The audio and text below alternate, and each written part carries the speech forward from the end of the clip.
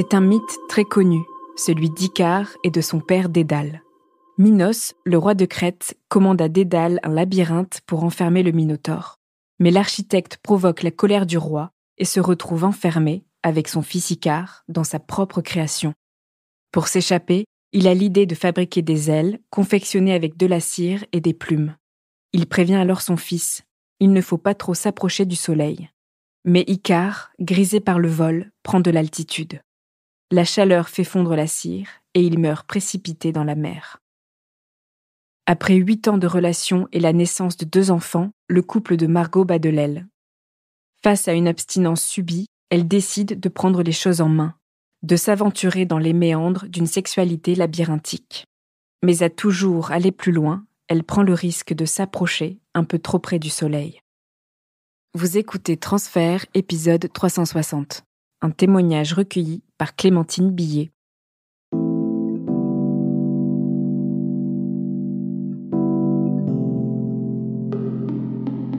En 1998, j'ai 22 ans.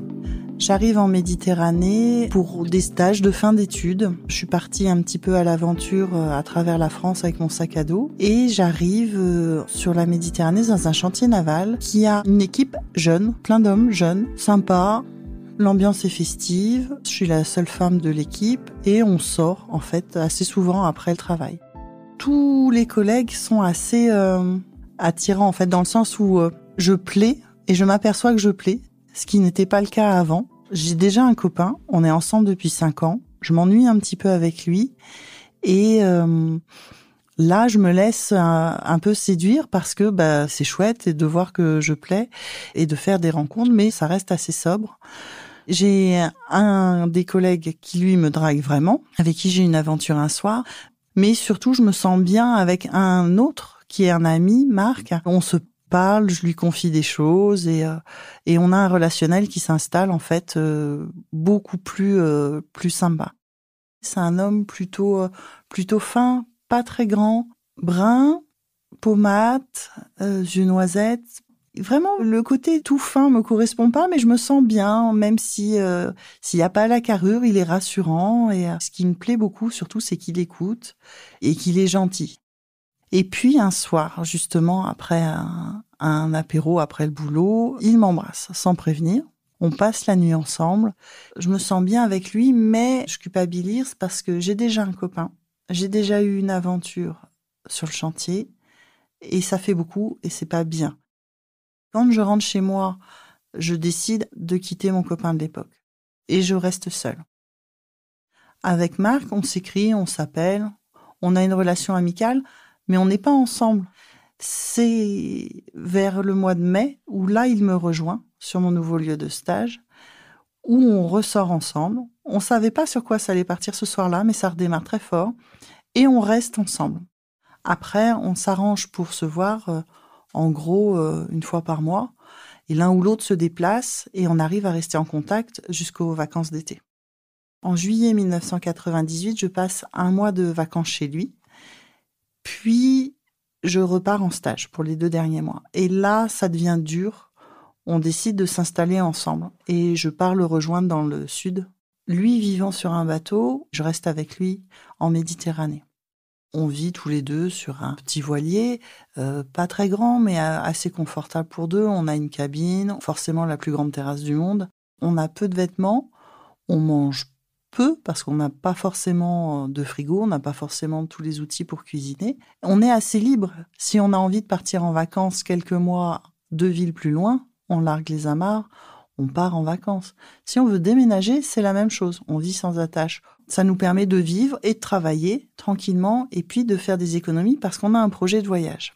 Et ce projet de voyage se concrétise au début de l'année 2000, qui nous permet de partir voyager tout le long de la côte méditerranéenne, l'Italie, la Grèce, Sicile, Sardaigne, Corse.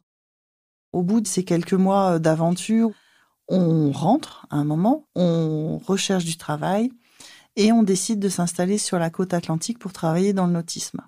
Cette année-là, il pleut beaucoup. On connaît personne. On n'a pas encore de travail, on cherche du travail tous les deux. On est un peu coincé dans le bateau, qui est un petit espace avec du mauvais temps, c'est moins agréable que quand on vit en plein air. Et là, on commence à se renfermer un petit peu et Marc le vit pas très très bien parce que lui a besoin de plus de confort à ce moment-là. On trouve du travail quand même, on décide de rester là et là, Marc me dit « Moi, c'est plus possible, le bateau, j'en peux plus, j'aimerais qu'on prenne un appartement. » Et là, ça me gêne parce que ça veut dire que ma vie d'aventure où j'avais envisagé peut-être plus tard de partir plus loin, faire d'autres voyages en Atlantique, vers le nord, c'est plus possible parce qu'on se fixe. Tant qu'à faire d'être fixé, je me dis autant complètement prendre une maison plutôt qu'un appartement. Donc on s'installe. En 2002, on se marie et on achète la maison. Et la même année, je change de patron. Et comme il ne me convient plus, je ne peux pas démissionner parce que maintenant, on a une maison et un crédit. Et là, je suis coincée. Donc ma vie d'aventure, c'est fini et je me retrouve prise au piège quelque part. Malgré tout, on s'installe dans la maison. Et en 2003, on a un premier enfant. J'avais envie d'avoir une deuxième grossesse assez tôt, mais en fait, c'est plus fatigant que je pensais. Je mets 1 an à m'en remettre physiquement. Je continue à travailler. Avec ce nouveau patron, je ne sais pas comment m'en sortir. Ça joue sur tout, ça joue sur le moral. La fatigue joue sur la libido. Je m'enterre un petit peu, j'ai pris du poids. On est moins dans la jeunesse folle qu'on avait sur le bateau. J'ai moins envie de faire l'amour. Faut coucher le petit, il a du mal à s'endormir, il peut se réveiller la nuit. Tout ça est difficile, plus le travail, tout est nouveau et ça me prend 1 an pour me remettre, pour être bien. Et je change de travail. Je m'y plais beaucoup. Je commence à m'épanouir dans ma vie de femme adulte. C'est plus la même chose qu'être étudiante. On est bien tous les deux et on décide finalement d'avoir un deuxième enfant. Comme je suis très occupée et que à ce moment-là, la libido est en baisse, je fais le minimum parce que j'ai envie de ce deuxième enfant. Je fais le minimum pour tomber enceinte. Et à partir du moment où je suis enceinte, j'arrête tout. Et cette période-là est très dure pour mon mari. Lui, il est demandeur, forcément, on est jeune. Et c'est vrai que quand j'ai couché le petit et que je me dis j'ai enfin un moment à moi, je vais pouvoir me coucher, me reposer, prendre un livre et que je le sens qui approche la main dans le dos pour me faire un gratouillis, j'ai vraiment pas envie de lancer quoi que ce soit. Et en fait, faire l'amour devient une tâche en plus. En fait, et j'ai pas envie de ça. Il attend le temps de la grossesse, puis il attend encore un petit peu et c'est un peu long. On arrive en 2006, on a nos 2 enfants, j'ai un travail qui est prenant, j'ai 30 ans et là je me dis c'est dommage, j'aime mon mari, mais on fait plus l'amour, il faudrait qu'on trouve quelque chose pour renouveler ça. Et là je décide d'aller voir une sexologue. Je lui raconte un petit peu ma vie, elle me dit mais c'est normal en fait, vous avez quitté votre bateau, vous avez changé de travail, vous étiez dans de mauvaises conditions de travail, vous avez eu une grossesse, il est normal qu'avec toute cette fatigue et ce stress, la première chose que vous quittiez, ça soit la sexualité et que vous n'ayez plus de libido. Donc il faut remettre ça en place. Elle me donne un livre, elle me dit lisez ça et voyez les petites choses que vous pourrez remettre en place. Et puis je vous demande de tous les soirs vous coucher plus tôt, être disponible plus tôt et avoir un moment pour vous. Prenez rendez-vous en fait vers 9h avec petit massage, caresse, moment d'intimité. Si ça débouche sur quelque chose, c'est très bien. Sinon, tant pis. Et là, c'est assez dur pour mon mari parce que lui, dès qu'on attaque une petite caresse, forcément, il est sous pression, il a envie de plus. Et là, j'ai le choix de dire oui ou non et de prendre mon temps. Et effectivement, en enlevant l'injonction d'obligation, c'est plus agréable et soit je profite d'un massage, soit effectivement on commence à refaire l'amour et ça se relance, ça reprend, on parle plus, on a plus de moments d'intimité, on est mieux organisé aussi sur le quotidien, ce qui nous libère du temps et les choses se passent bien mieux. Au cours des discussions, mon mari me dit « mais qu'est-ce que tu aurais comme fantasme actuellement pour un petit peu de renouveau ?» Et là, je lui dis « j'aimerais vraiment beaucoup me faire draguer sur Internet.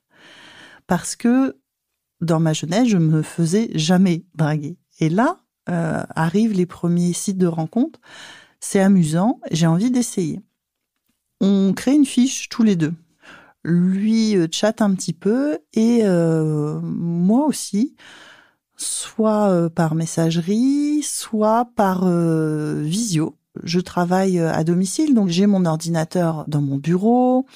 Ça me permet le soir de chatter, les enfants sont couchés, je travaille encore un petit peu, et puis j'échange, je drague. J'ai eu un rendez-vous dans la journée qui me disait on se retrouve le soir, on s'écrit, ou je reçois un mail, et on se donne rendez-vous pour une webcam. Les cams sont amusantes parce que c'est un autre jeu de séduction, il y a de l'effeuillage, et ça me booste complètement la libido. Et quand je remonte me coucher juste après, forcément, je suis hyper excitée et je saute sur mon mari, on fait l'amour, c'est vraiment bien entre nous. Lui, il sait que je fais ces visios, il en a conscience, mais il ne rentre pas dans le bureau. Il m'attend dans la chambre et il sait qu'il va en profiter de toute façon au moment où je reviens vers lui. Donc, il n'y a pas de jalousie. Lui, de son côté, c'est un peu plus calme. Il drague pas forcément beaucoup sur Internet. Mais le fait que moi, je le fasse ne pose pas de problème. Après, c'est aussi amusant de se dire que qu'est-ce que ça donne si je rencontre quelqu'un en vrai. Et je commence effectivement à aller boire un café avec un ou un autre pour voir ce que ça donne. Et je commence comme ça à avoir des relations extra-conjugales, très occasionnelles, sans le dire à mon mari, parce que je veux pas lui faire de mal, mais ça participe encore à l'augmentation de ma libido, à mon pouvoir de séduction, de voir qu'en fait, même avec mon physique pas extraordinaire, normal, en souriant, en regardant bien les gens dans les yeux, bah ça marche. Et j'ai du succès et je trouve ça très valorisant. Ça me fait énormément de bien quant à mon estime de soi. Je fais ça pour moi. C'est chouette parce que ça nous profite à tous les deux, mais je fais ça pour repousser mes limites, pour voir jusqu'où je peux aller. Et ça me plaît, il y a un petit côté gourmandise aussi là-dedans qui fait que j'ai envie d'aller un petit peu plus loin.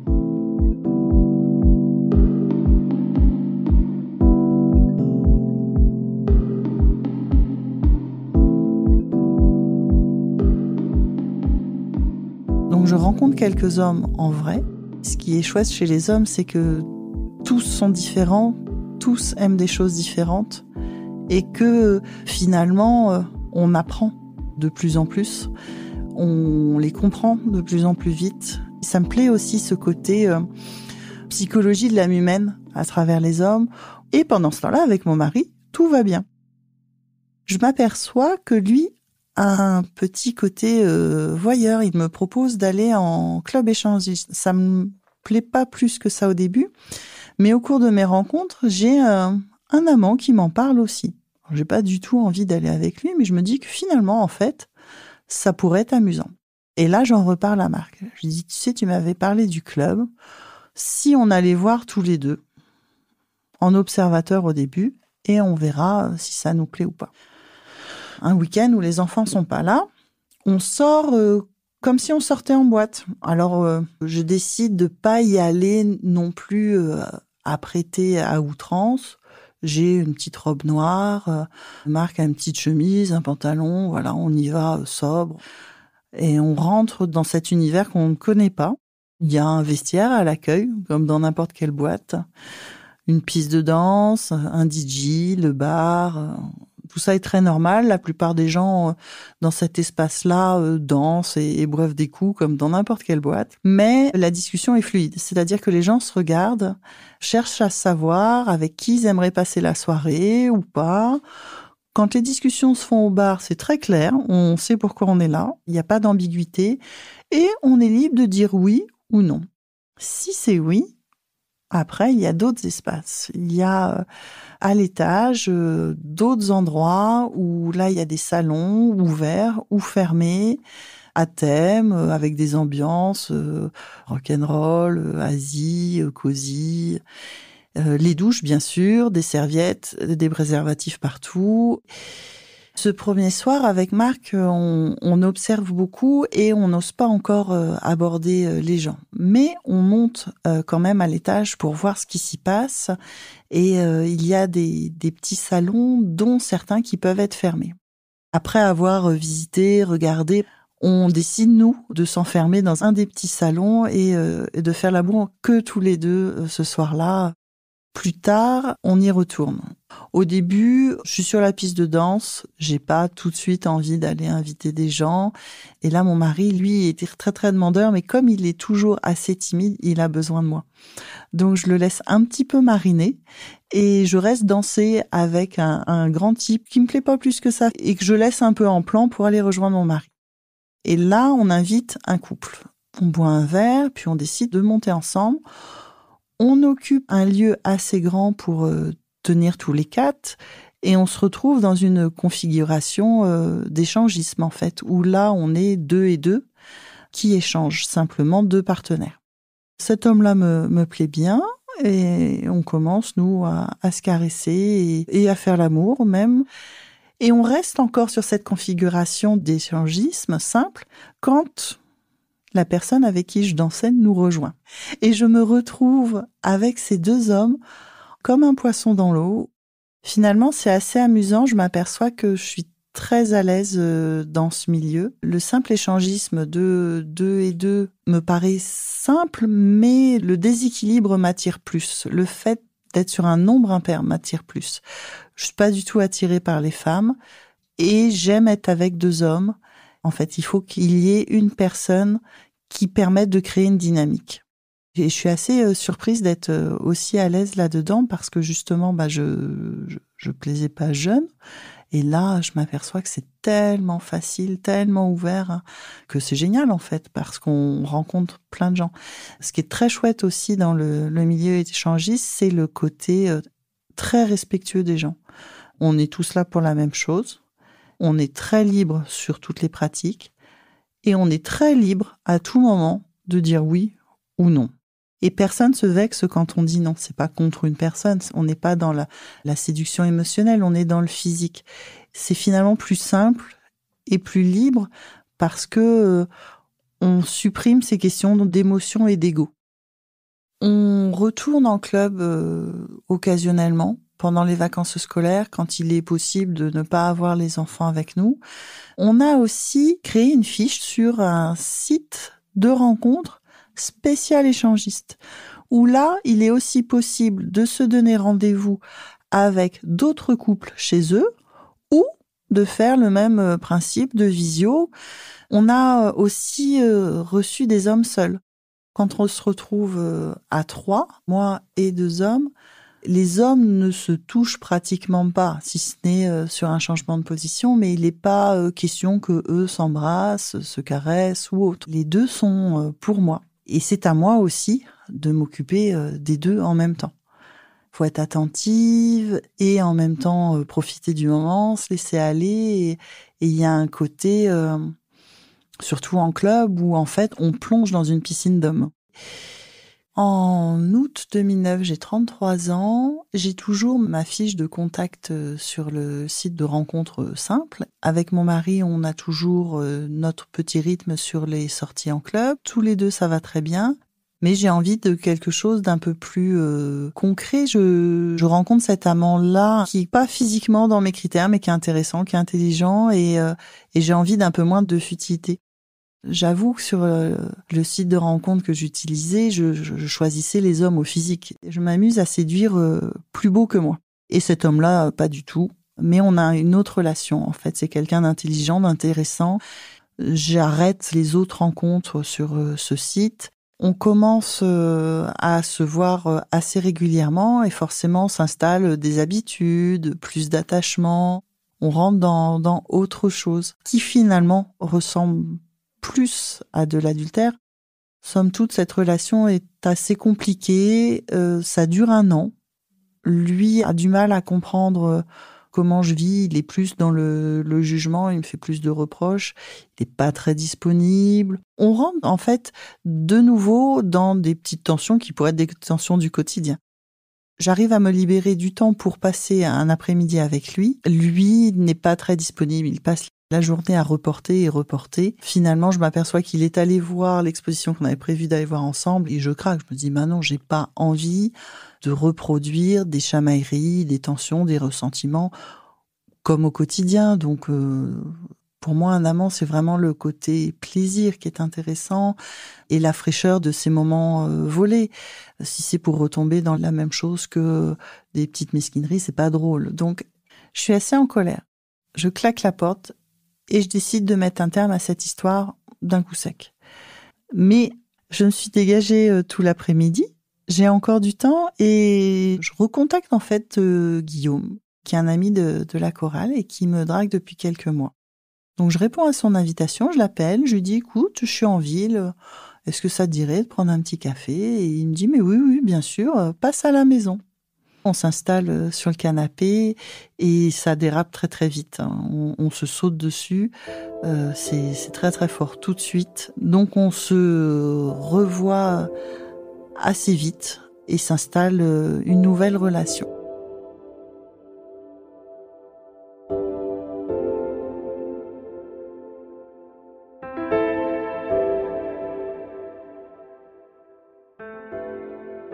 Guillaume, lui, a plus d'emprise sur moi, c'est-à-dire que j'ai toujours été le moteur du couple entre mon mari et moi.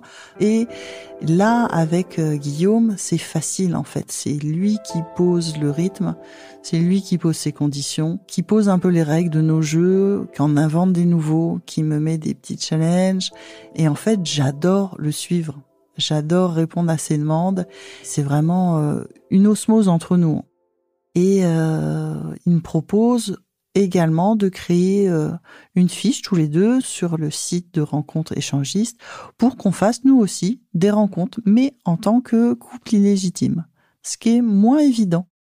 Ce qui est amusant dans le milieu échangiste, c'est que oui, c'est très tolérant sur ce qu'on fait en direct, mais il faut que ça soit bien clair entre tout le monde.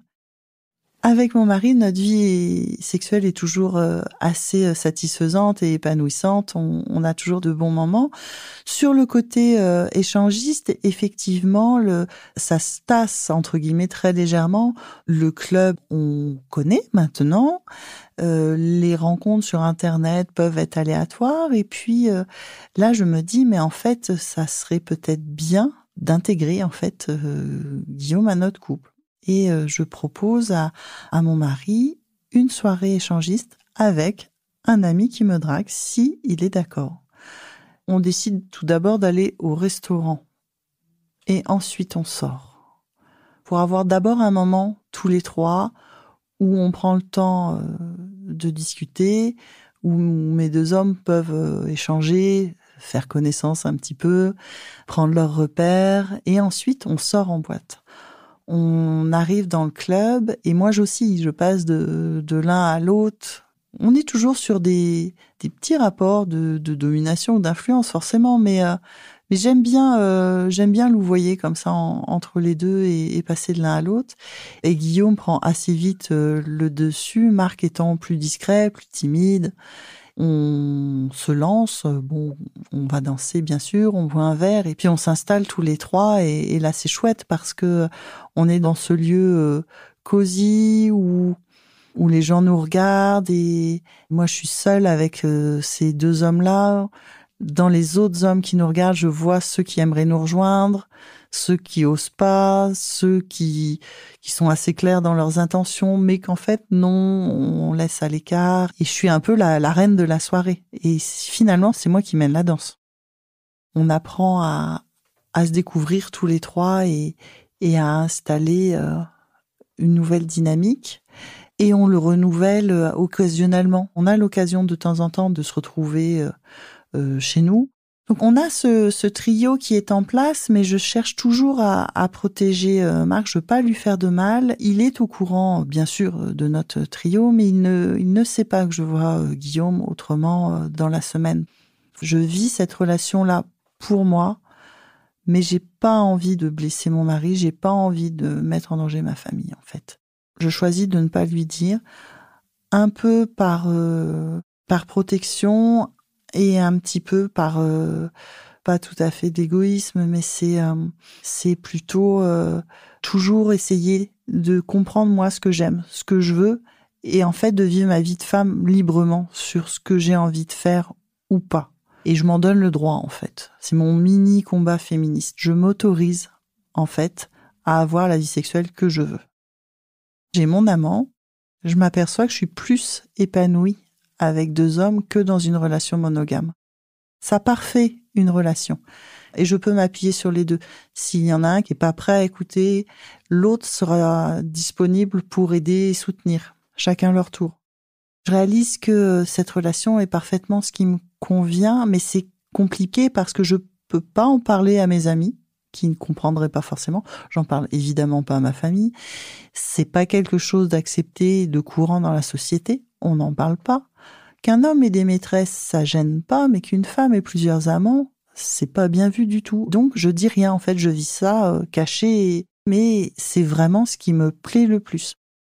Ce qui me permet de rester discrète sur cette relation adultère avec Guillaume sans que mon mari s'aperçoive qu'on se connaît, c'est le fait que ça fasse déjà quelques années que on évolue en club et que Guillaume est fondu dans la masse. Cette relation particulière est aussi une relation amicale. Il sait qu'on se connaît dans la vie civile. Il cherche pas à en savoir plus, en fait. Il en profite, il passe de bons moments, il vit les choses avec nous et il est pas exclu et il pose pas plus de questions.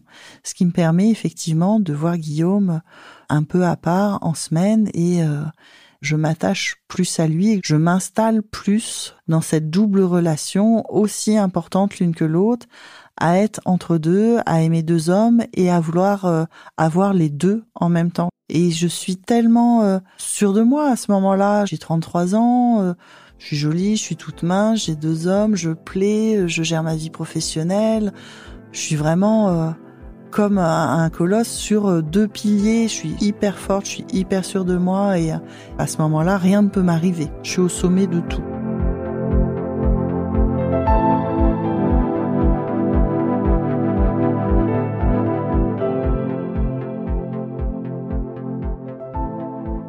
On commence à atteindre mes limites. Ça devient fatigant. Ça devient fatigant à organiser. Ça devient fatigant à suivre. On s'y perd un petit peu. Guillaume en veut toujours plus. Je commence à ne plus arriver à le suivre. Et j'aimerais avoir plus de temps et d'intimité avec lui. Je pense que c'est là que lui le sent. On est en avril 2011, ça fait 8 mois qu'on se voit. Il me demande à ce qu'on mange ensemble. Et là, il m'annonce de but en blanc que c'est terminé, sans explication.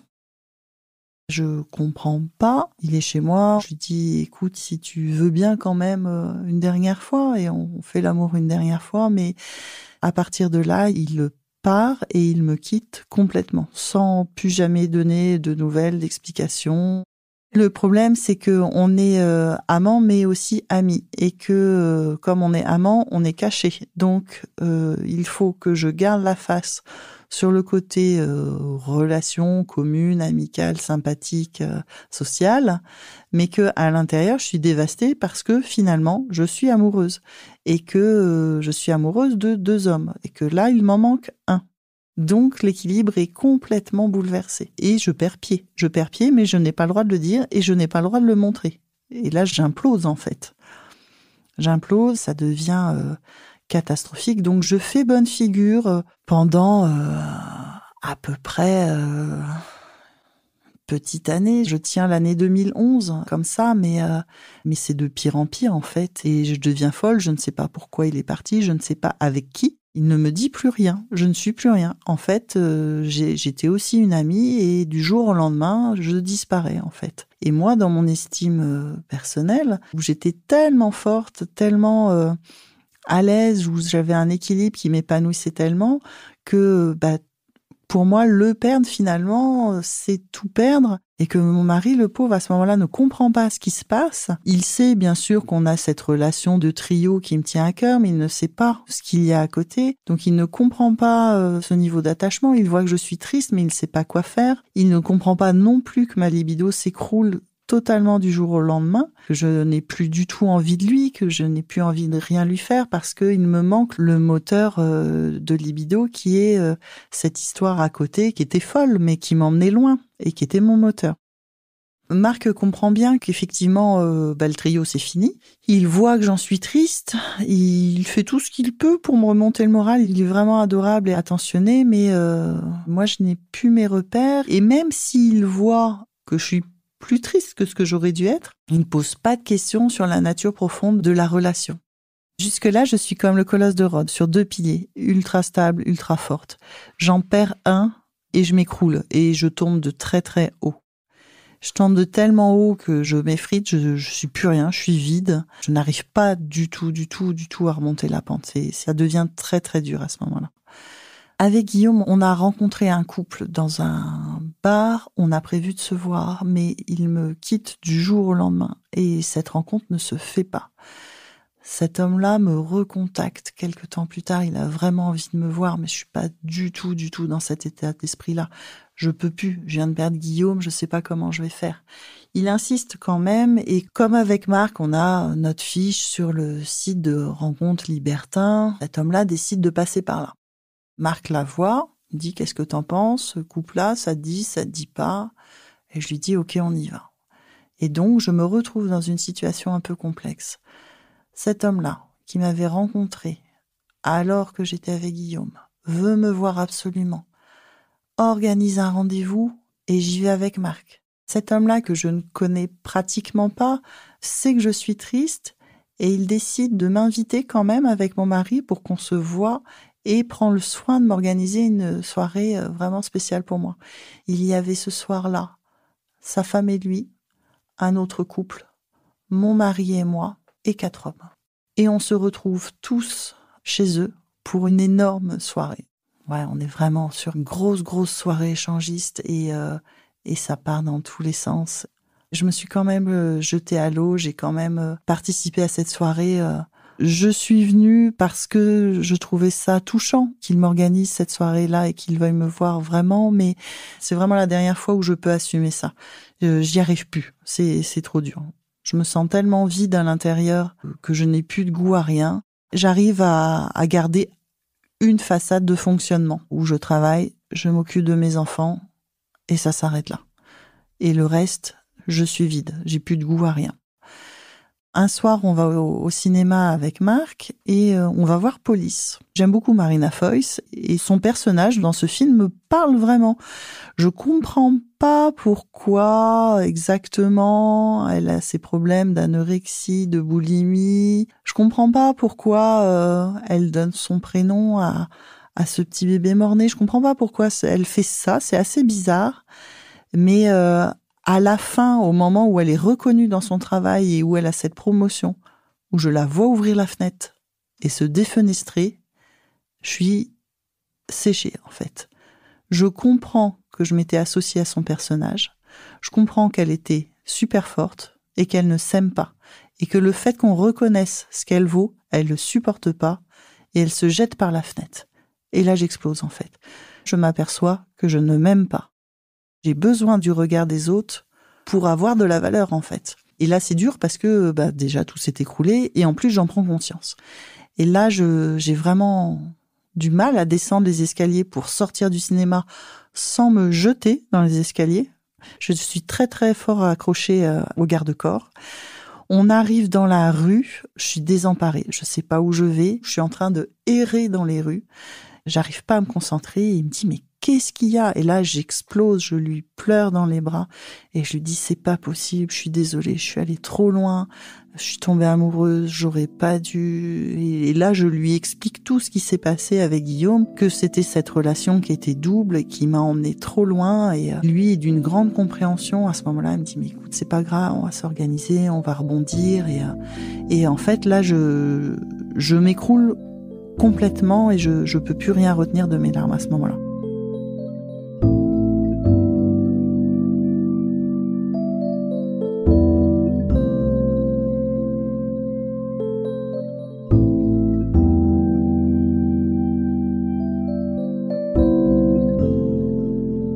On est en 2012 et là là, je suis en dépression.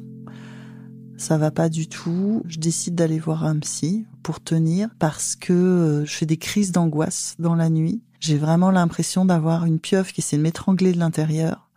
Je pleure la nuit. C'est très dur. Ça m'épuise pour la journée.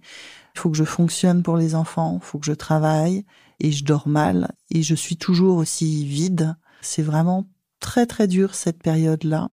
Avec Marc, c'est pas facile. Bien sûr, la libido est complètement effondrée et lui a envie de moi. Il a envie qu'on se fasse l'amour et j'ai pas du tout de désir pour lui. C'est très très dur, mais j'ai quand même envie qu'on ait des moments ensemble. On fait quand même l'amour quelquefois. Je lui ai dit que je préférais qu'on attende les fois où j'ai envie un petit peu pour au moins créer un minimum de contexte parce que autrement c'est vrai qu'il arrive que je le laisse faire et du coup c'est pas du tout satisfaisant. Donc des fois on fait l'amour et ça me déprime tellement que je me cache après pour pleurer discrètement et je n'y arrive plus.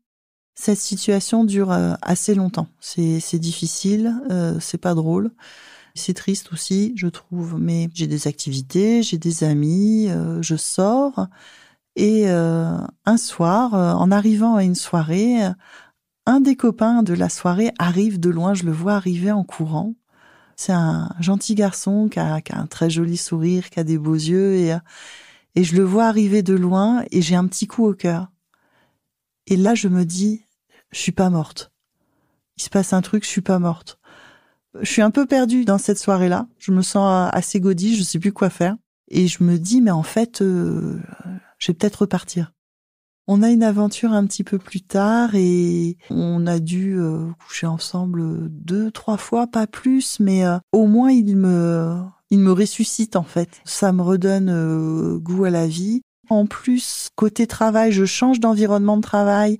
J'arrive dans un endroit très très dynamique qui me redonne envie de travailler, qui me redonne envie de porter ma boîte, de continuer. Et je rencontre des nouveaux gens super. Je suis ravie d'avoir encore une petite bulle à moi, une petite parenthèse de pétillant, de séduction qui fait que je peux continuer à fonctionner et que je retrouve beaucoup plus de stabilité émotionnelle et affective. Je décide de changer d'approche, en fait. Dans mes rencontres, j'ai eu un amant qui était particulièrement doué de ses doigts et qui m'a fait comprendre comment mieux me caresser moi. Et donc, j'ai compris, à 40 ans passés, comment me donner seul du plaisir. Je pars sur une nouvelle dimension qui est plus introspective sur mon propre plaisir seul, sans me casser la tête à savoir si je plais, si je plais pas, ce qui est performant ou pas, ce qui va faire plaisir aux gens ou pas. C'est pas la question en fait. Là, je me recentre sur ce qui me fait plaisir à moi, ce qui me fait du bien à moi en fait. Quand on regarde mon parcours, on pourrait se dire que j'ai été absolument sans scrupules et une immonde salope qui trompe son mari, mais moi ce que j'aime à travers ce parcours, c'est on demande aux femmes plein de choses, mais on demande aussi aux hommes parfois d'être des surhommes et on leur en demande plus que ce qu'ils peuvent faire. Moi j'étais peut-être un peu exigeante aussi et j'avais envie de piocher le meilleur chez les uns, chez les autres et de faire mon petit patchwork de l'homme idéal. Peut-être que pour avoir mon homme idéal, il m'en fallait 10. Socialement, c'est pas accepté, c'est pas acceptable. Une femme avec plein d'hommes, plein d'amants, plein d'aventures comme ça, c'est complètement tabou. Mais je me suis autorisée à le faire parce que j'étais dans une recherche personnelle là-dessus. Une recherche aussi de plaisir, de satisfaction, d'épanouissement. Et comme un homme séducteur, je me suis autorisée, moi, dans ma vie, à avoir plein de conquêtes et de faire ce que je voulais de ma vie personnelle, amoureuse et sexuelle, librement. J'ai cette capacité à faire ça parce que je fractionne les relations. D'un côté, je préserve absolument mon mari et ma famille, et ma vie de femme est à part. ce que je fais seule et en soirée ne regarde que moi. On est maintenant en 2024, il s'est passé du temps depuis tout ça. J'ai maintenant 48 ans. J'ai beaucoup changé. Avec Marc, on est arrivé, nous, au bout de notre histoire. On entame une séparation. Lui, il a envie de vivre autre chose. C'est amusant parce que lui, avec la cinquantaine aujourd'hui, il a envie de rencontrer d'autres gens. Il a envie de voir s'il plaît encore.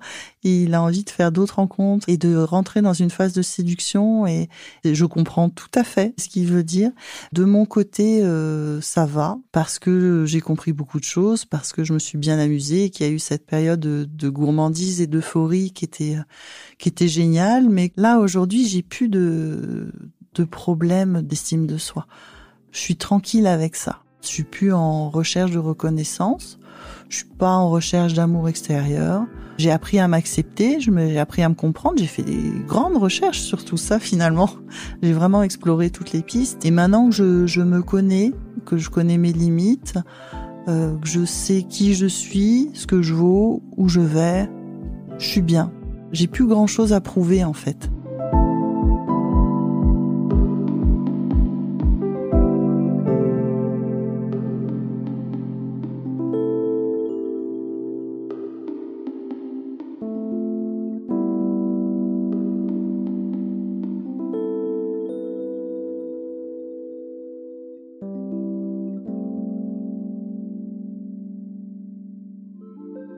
Vous venez d'écouter Transfert, épisode 360, un témoignage recueilli par Clémentine Billet. Cet épisode a été produit par Slide Podcast. Direction éditoriale, Christophe Caron. Direction de la production, Sarah Koskiewicz. Direction artistique et habillage musical, Benjamin Septem-Ours. Production éditoriale, Sarah Koskiewicz et Benjamin Septem-Ours. Chargé de pré-production, Astrid Verdun.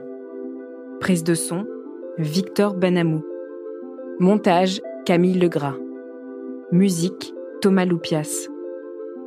L'introduction a été écrite par Sarah Koskiewicz et Benjamin Septem-Ours. Elle est lue par Aurélie Rodriguez. Retrouvez Transfert tous les jeudis sur slate.fr et sur votre application d'écoute préférée. Découvrez aussi Transfert Club, l'offre premium de Transfert. 2 fois par mois, Transfert Club donne accès à du contenu exclusif, des histoires inédites et les coulisses de vos épisodes préférés. Pour vous abonner, rendez-vous sur slate.fr/transfertclub. Pour proposer une histoire, vous pouvez nous envoyer un mail à l'adresse transfert@slate.fr.